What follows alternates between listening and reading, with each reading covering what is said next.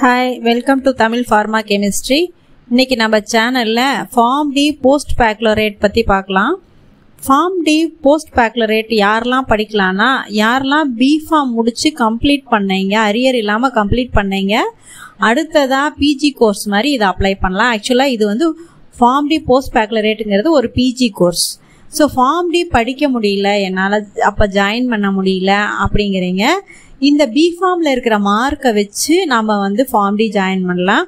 இந்த form D எங்கெங்கெல்லாம் இருக்குது, கவர்மெண்ட் சீட்ஸ் எங்கெல்லாம் அவைலபிள் இருக்குது அப்படிங்கிற டேட்டாஸை இங்கே பார்க்கலாம். இந்த ஃபார்ம் டி போஸ்ட் பேக்லரேட் பிஃபார்ம் முடித்த கேண்டிடேட்ஸு, நான் அப்ராடு போகிறதுக்கு ரெடியாக இருக்கேன், அப்ராடில் இருக்கிற கிளினிக்ஸில் ஒர்க் பண்ணுறதுக்கு எனக்கு ஆசையாக இருக்குது அப்படிங்கிற ஒரே ஒரு ரீசன் இருந்தால் மட்டும் ஜாயின் பண்ணலாம். அது எந்தெந்த கண்ட்ரீஸில் எப்படி எக்ஸாம் எழுதணும் அப்படிங்கிற டீட்டெயில்ஸ் ஆல்ரெடி வந்து ஃபார்ம் டி அப்படிங்கிற வீடியோவில் நான் போஸ்ட் பண்ணியிருக்கேன். இந்த கோர்ஸ் வந்து 3 வருஷ கோர்ஸுங்க. ஃபஸ்ட்டு 2 வருஷம் வந்து நம்ம காலேஜ் எப்பயும் போல் காலேஜில் போவோம். அப்போ ஒரு 50 ஹவர்ஸ் ஹாஸ்பிட்டல் ட்ரைனிங் கொடுப்பாங்க. 3ஆவது வருஷம் ஃபுல்லாக ஹாஸ்பிட்டலில் தான் ஒரு ப்ராஜெக்ட் பண்ணுற மாதிரி இருக்கும். அந்த ப்ராஜெக்ட்டுக்கு கைடு வந்து நம்ம காலேஜ் ஸ்டாஃபே ஒருத்தர் இருப்பார் உங்களுக்கு கைட் பண்ணுறதுக்கு. இந்த கோர்ஸில் பார்த்தீங்கன்னா ப்ராக்டிக்கல் ட்ரைனிங் அதிகமாக இருக்கும். தியரியோட 50 ஹவர் ப்ராக்டிக்கல் ட்ரைனிங் கொடுப்பாங்க ஃபஸ்ட் இயர், செகண்ட் இயரில்.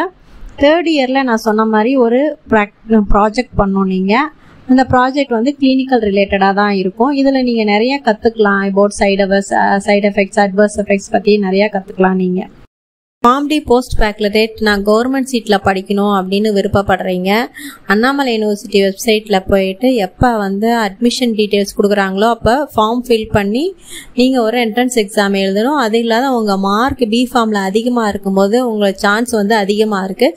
ஸோ கம்மியான ரேட்லேயே நம்ம தமிழ்நாட்டிலேயே ஃபார்ம் டி போஸ்ட் பேக்லரேட்டு அண்ணாமலை யூனிவர்சிட்டியில் நீங்கள் படிக்கலாம்.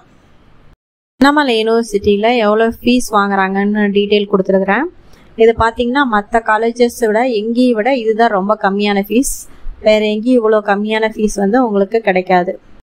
அண்ணாமலை யூனிவர்சிட்டியில் இருக்கிற ஹாஸ்டலில் இருக்கிற ஃபீஸ் கொடுத்துருக்காங்க. ஃபார்ம் டிக்கு பார்த்தீங்கன்னா ரொம்ப கம்மியாக தான் இருக்கும். இது வந்து கவர்மெண்ட் ஹாஸ்டல் ஃபீஸ் தான், ஈஸியாக அஃபோர்டபுளாக இருக்கும். இது போஸ்ட் பேக்லரேட் டிகிரி படிக்கிறதுக்கு நீங்கள் பிஃபார்ம் முடிச்சுட்டு டாக்டர் எம்ஜிஆர் மெடிக்கல் யூனிவர்சிட்டியில் அப்ளை பண்ணியும் படிக்கலாம்.